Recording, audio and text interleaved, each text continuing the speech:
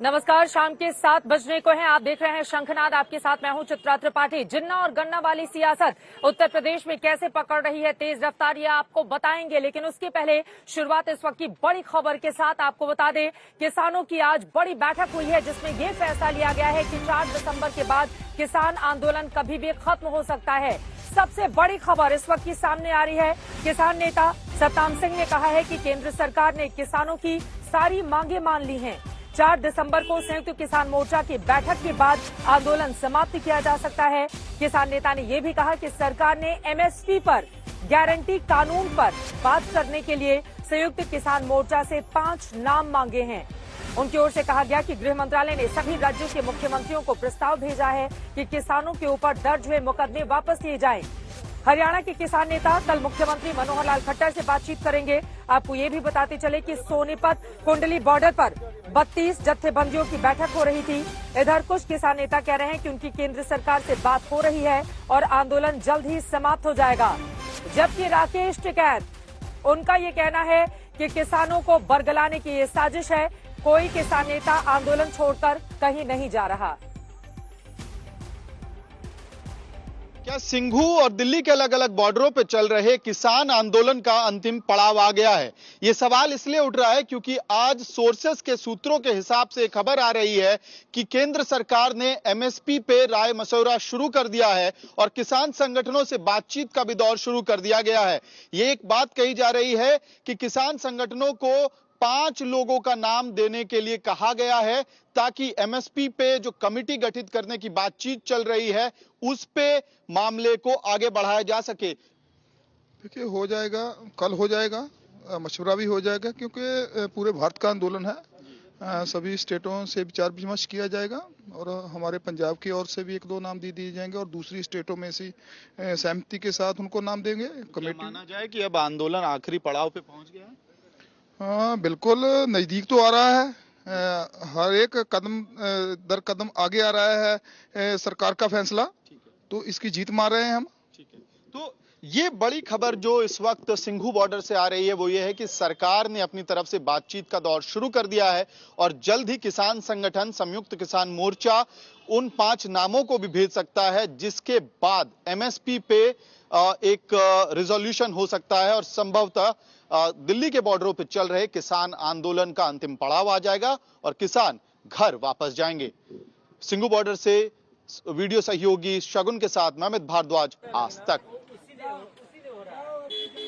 तो अब उम्मीद इसी बात की जा रही है कि किसान आंदोलन जल्द से जल्द खत्म हो जाए। आपको बता दें, प्रधानमंत्री नरेंद्र मोदी ने राष्ट्र के नाम संबोधन में माफी मांगते हुए किसानों से घर वापसी की बात कही थी और अब किसान नेताओं का ये कहना है कि दरअसल सरकार ने सारी मांगे मान ली हैं। 5 किसान नेताओं के नाम मांगे गए हैं ताकि एमएसपी पर कानून को लेकर उनसे विस्तार से चर्चा की जा सके और 4 दिसंबर की बैठक के बाद घर वापसी भी किसानों की शुरू हो जाएगी। यह रिपोर्ट देखिए।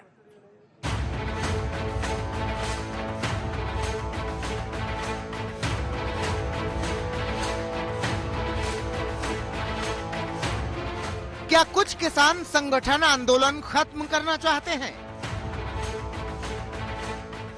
क्या वापस घर लौटना चाहते हैं पंजाब के किसान? क्या किसान संगठनों में आपस में फूट पड़ गई? क्या कल संयुक्त किसान मोर्चा की बैठक में होगा बड़ा ऐलान? इन 4 सवालों के इर्द गिर्द सिमट आई है पूरी किसान आंदोलन की राजनीति।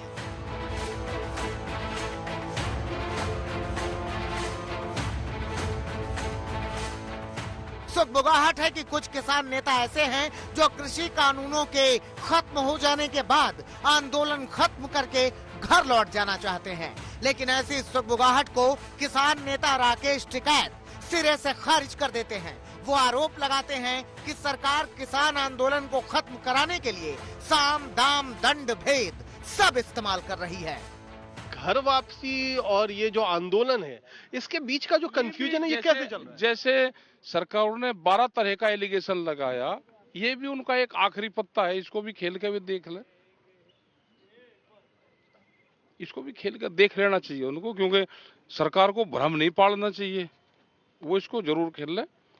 और ये 5-6 तारीख तक वो काम इस पर करेंगे अपना पूरा। सरकार लग रही इस पे, सरकार को अपना काम करना चाहिए। सरकार तो बड़ी चीज होती है भाई, काम उसको करना चाहिए इस पे। राकेश टिकैत बताते हैं कि जानबूझकर ये हवा उड़ाई जा रही है कि कुछ किसान नेता वापस लौटना चाहते हैं। सच्चाई ये है कि यहाँ से कहीं कोई नहीं जाने वाला। आंदोलन जारी है और अभी फिलहाल जारी ही रहेगा। हमारे में कोई फूट नहीं है, ना कोई यहाँ से जाने को तैयार है। बगैर मुकदमों के वापसी के, बगैर एमएसपी के, भारत सरकार से बातचीत करे बिना यहाँ से कोई जाने को तैयार नहीं है। किसानों के लौटने की सुगबुगाहट के साथ ही ये खबरें आई कि कुछ किसान संगठनों की बैकडोर से सरकार के मातहतों से बात हुई है। राकेश टिकैत इस पर चुटकी लेते हैं। तो आपको आशंका है कि कुछ नेता हैं जो बैकडोर बात कर रहे हैं? कह रहा है कि कोई चीज हुई है तो उसका धन्यवाद है। कम से कम किसी ने सरकार को बहका कर ये कानून वापस सिलवाई दिए। भाई आगे उस पर मुकदमे में बात कर ले, किसी की बात होगी हो, अनऑफिशियली सही किसी की हुई हो। चुटकी के बाद राकेश टिकैत एक तरह का डर दिखाते हैं कि जो भी यहाँ से जाएगा वही किसान सबसे पहले जेल जाएगा।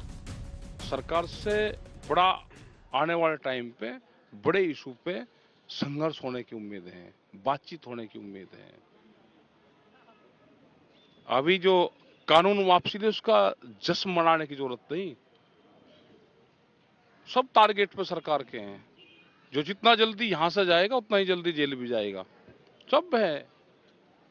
तो ज्यादा खुशी मनाने की जरूरत नहीं है अभी। बहुत संभव है कि राकेश टिकैत को भी जानकारी मिली हो कि कुछ किसानों ने यहाँ से लौटने का मन बनाया है। शायद इसीलिए टिकैत ऐसी भाषा बोल रहे हैं। मगर सच्चाई यही है कि ऐसी खबरें आई हैं कि कुछ किसान अब घर लौटना चाहते हैं। तो क्या किसान अपना आंदोलन खत्म करने की राह पर हैं?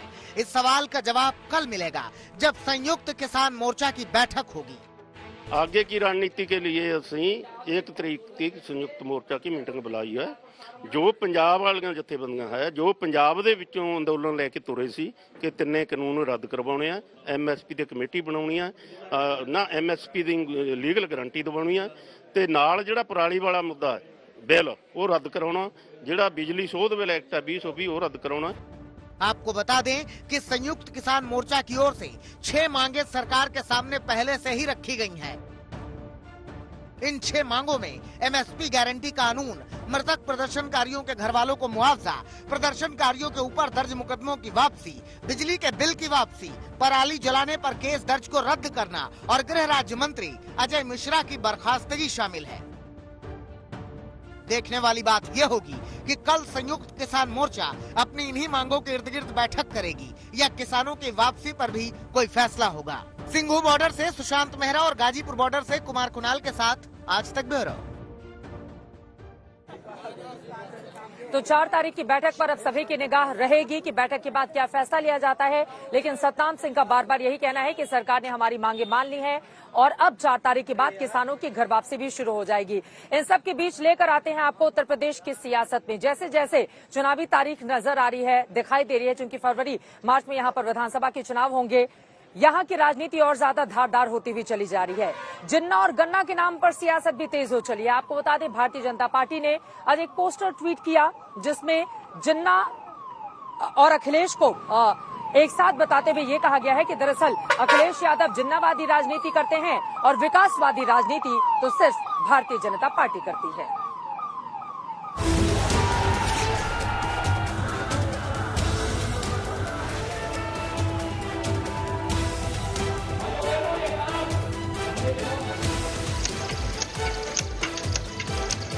गन्ने की मिठास और जिन्ना के इतिहास पर छिड़ी जंग को और आगे ले जाने की तैयारी हो गई है।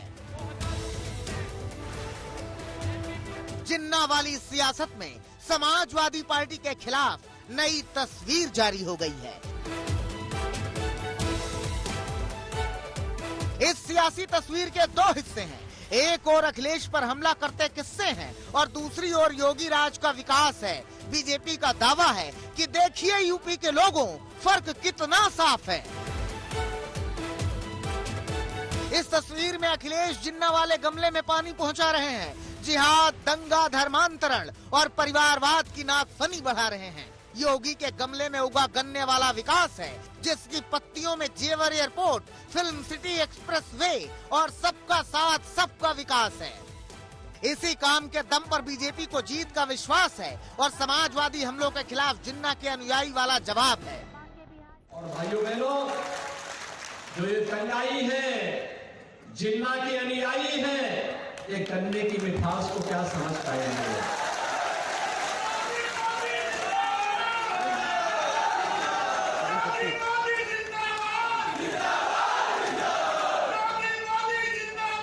जिन्ना के डायरेक्ट एक्शन पर जिंदा विश्वास है। वे दंगा करवाते थे, किसानों को तबाह करते थे, नौजवान की जिंदगी बर्बाद करते थे, आस्था पर प्रहार करते थे। उत्तर प्रदेश के चुनावी माहौल में जिन्ना वाली लड़ाई नई नहीं है। अखिलेश के बयान के बाद से बीजेपी की घेराबंदी जारी है। जिन्ना और गन्ना का जिक्र कर समाजवादियों को घेरने की पूरी तैयारी है।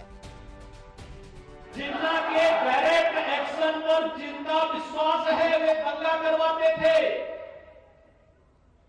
किसानों को तबाह करते थे, नौजवान की जिंदगी बर्बाद करते थे, आस्था पर प्रहार करते थे। लेकिन जिन्हें अपने अन्नदाता किसानों पर विश्वास है और सरकार ने क्रय केंद्र स्थापित किए, जिनको अपने युवाओं की ऊर्जा पर विश्वास है, उन्होंने प्रदेश में युवाओं के लिए नौकरी के द्वार खोले। जिन्ना के साथ गन्ने वाले मेल के पीछे चुनावी संदेश भी है। पश्चिमी उत्तर प्रदेश में किसानों को लुभाने का संकेत भी है, क्योंकि तीनों कृषि कानूनों की वापसी के बाद किसानों के तेवर बरकरार हैं और पश्चिमी यूपी की सीटों पर किसानों का असर जोरदार है। पश्चिमी यूपी के 14 जिले सीधे सीधे किसान आंदोलन से प्रभावित हैं और 71 विधानसभा सीटों पर इस आंदोलन का असर जारी है। चुनावी रोग लग गया है संयुक्त किसान मोर्चा। लग जा भाई, एक आधे का रोग लग जा, बीमारी है या लग जा किसी न किसी के। लोग तो कह रहे हैं क्या कि राकेश टिकैत भी चुनाव में कूद सकते हैं। मैं कहाँ एफिडेविट दूं, किसको चाहिए एफिडेविट? हमारी जबानी हमारा एफिडेविट है, हम चुनाव नहीं लड़ेंगे, लड़वाएंगे। और लड़वा तो पूरा देश रहा है, ये कौन नहीं लड़वा रहा? आप नहीं बताओगे लड़वा रहे, आप भी लड़वाओ, किसी न किसी को तो वोट दोगे आप भी। लोग तो कह रहे हैं कि आप किसानों को भी लड़वा रहे हो। हम तो लड़वा रहे, सड़क पर लड़वा रहे हम। यही वजह है कि सबसे पहले जिन्ना का जिक्र करने वाले अखिलेश यादव भी बार बार किसानों का मुद्दा उठा रहे हैं। आंदोलन की पीठ पर सवार होकर किसानों को लुभा रहे हैं। भारतीय जनता पार्टी वोट के लिए कुछ भी कर सकती है और उत्तर प्रदेश क्योंकि बड़ा राज्य है, पंजाब में चुनाव है, पंजाब के साथ साथ उत्तर प्रदेश बड़ा राज्य है, इसलिए उन्होंने वोट के लिए फैसला लिया। अब फायदा होगा उनको, सरकार बना रही है भाजपा। भारतीय जनता पार्टी का सफाया होगा। बीजेपी अपनी हर रैली में गन्ना किसानों की बात कर रही है। अखिलेश को जिन्नावादी बताकर बार बार आघात कर रही है। एक तरफ सरदार पटेल हैं जो राष्ट्र नायक हैं, दूसरी तरफ खलनायक के रूप में राष्ट्र तोड़क जिन्ना भी हैं। लोग सरदार पटेल की तुलना अगर कोई जिन्ना से करने लग जाए तो ये वोट बैंक की और निकृष्ट राजनीति होगी, जिसके लिए व्यक्ति के लिए देश की कीमत पर राजनीति करना हो सकता है। साफ है कि जिन्ना वाली लड़ाई लगातार उत्तर प्रदेश का चुनावी ताप बढ़ा रही है और गन्ने के जिक्र के जरिए बात किसानों के मुद्दे पर आ रही है। चुनावी माहौल में ये तकरार और भी बढ़नी तय है, क्योंकि इस दम पर जिसने भी जनता को साधा, चुनाव में उसकी जीत तय है। कुमार कुणाल के साथ आज तक ब्यूरो।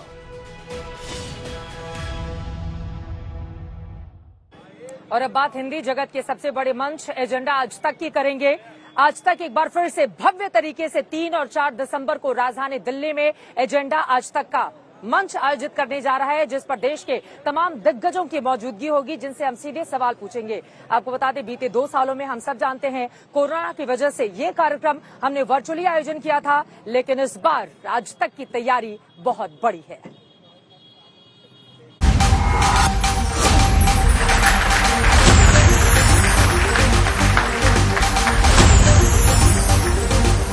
एक बार फिर सज रहा है हिंदी जगत का महामंच एजेंडा आज तक। 2 साल बाद एक बार फिर देश का नंबर 1 न्यूज चैनल आज तक लेकर आ रहा है एजेंडा आज तक।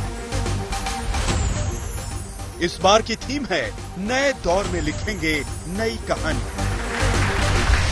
5 राज्यों के चुनावी मिशन का रोड मैप लेकर एजेंडा आज तक में आ रहे हैं बीजेपी अध्यक्ष जेपी नड्डा।